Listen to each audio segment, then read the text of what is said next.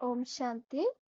18 जनवरी 1969 पिताश्री जी के अवक्त होने के बाद गुलजार बहन द्वारा अवक्त वतन से प्राप्त दिव्य संदेश, उसका आज 4 नंबर।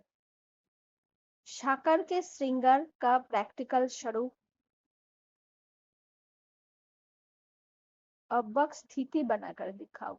साकार के श्रृंगार का प्रैक्टिकल स्वरूप अवक्त स्थिति बनाकर दिखाओ।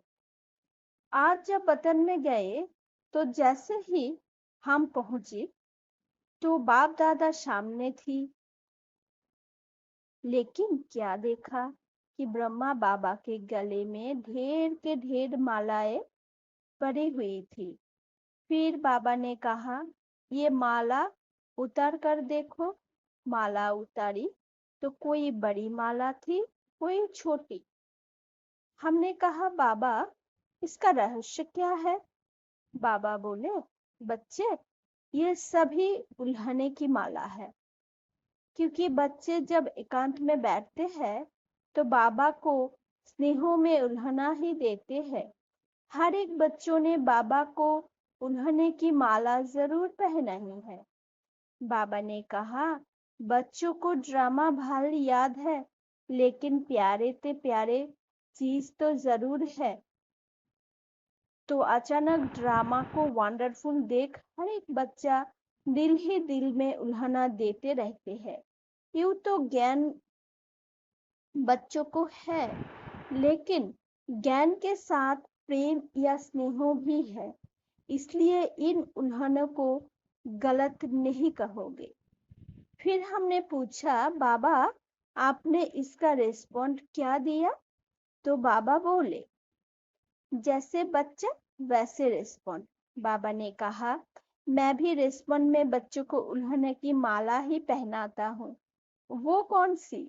फिर बाबा ने सुनाए, जो बाप की आश बच्चों में थी वो साकार रूप में बाप को तो नहीं दिखलाई, जो अब अवक्त रूप में दिखलानी है।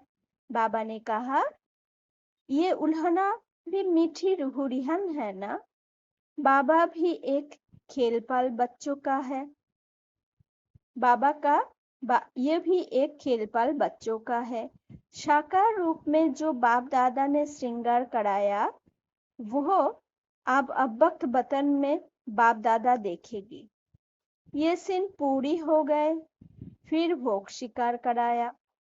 फिर मैंने बाबा से पूछा, बाबा आप सारा दिन वतन में क्या करते हो? बाबा ने कहा, चलो मैं तुमको वतन का म्यूजियम दिखलाऊं। तुम तो म्यूजियम बनाने के पहले प्लान बनाते हो। बाबा का म्यूजियम तो 1 सेकंड में तैयार हो जाते हैं। फिर क्या देखा? एक बहुत बड़ा हॉल था। एक ही हॉल में हम बच्चे ढेर के ढेर मॉडलों के रूप में खड़े थे। हमने कहा, बाबा ये तो हम ही म्यूजियम में खड़े हैं। बाबा ने कहा, बच्चे बाबा का म्यूजियम यही है। अभी तुम जाओ, जाकर एक मॉडल को देखो कि बाप दादा ने क्या क्या सजाया है। जाकर जैसे आर्टिस्ट मूर्ति को सजाते हैं, तो बाबा ने कहा, देखो बाप दादा ने क्या क्या सजाया है। हम जब मॉडल के पास गए तो हमको कुछ खास दिखाई नहीं पड़ा। पूरी सजी हुई मूर्ति दिखाई पड़ रही थी। बाबा ने कहा, जो मोटा श्रृंगार है वो तो साकार में ही बच्चों को करके आए हैं, परंतु अब अवक्त रूप में क्या सजा रहे हैं? सभी श्रृंगार तो है, जेबर भी है, परंतु जेबर के बीच में नग लगा रहे हैं। बाबा के कहने के बाद कोई कोई में जैसे एक्स्ट्रा नग दिखाई पड़े। बाबा ने कहा, बच्चों के प्रति मुख्य शिक्षा यही है कि अवक्त स्थिति में स्थित रहकर व्यक्त भाव में आओ। जब एकांत में बैठते हैं तो अव्यक्त स्थिति रहती है, लेकिन व्यक्त में रहकर अव्यक्त भाव में स्थित रहे वो मिस कर लेते हैं। इसलिए एक रस कर्मातीत स्थिति का जो नग है वो कम है। तो जिसके जीवन में जो भी कमी देखता हूँ वो सजा रहा हूँ। जैसे साकार रूप में ये कार्य करता था वही फिर अव्यक्त रूप में करता हूँ। तो बच्चों से जाकर पूछना कि सारे दिन में जैसे बाप बच्चों को सजाते हैं ऐसे बच्चों का भाषणा आती है। उस टाइम तो युग युग बच्चे होंगे, उनको भाषणा आएगी कि बाबा अब मेरे से बात कर रहे हैं, सजा रहे हैं। जैसे मैं अब वक्त बतन में बच्चों से मिलता बहलाता रहता हूँ। अब वक्त रूप वाले बच्चों ये अनुभव कर सकते हैं। मैं भी खास समय पर खास बच्चों को याद करता हूँ। ऐसे टचिंग बच्चों को होती ही है।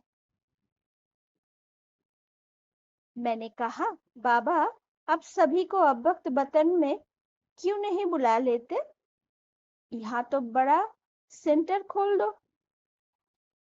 अभी तो सभी बच्चे उपराम हो गए। बाबा ने कहा, ये उपराम अवस्था होनी ही चाहिए, हमेशा तैयार रहना है चाहिए। ये भी याद की यात्रा बल मिलता है। ये उपराम अवस्था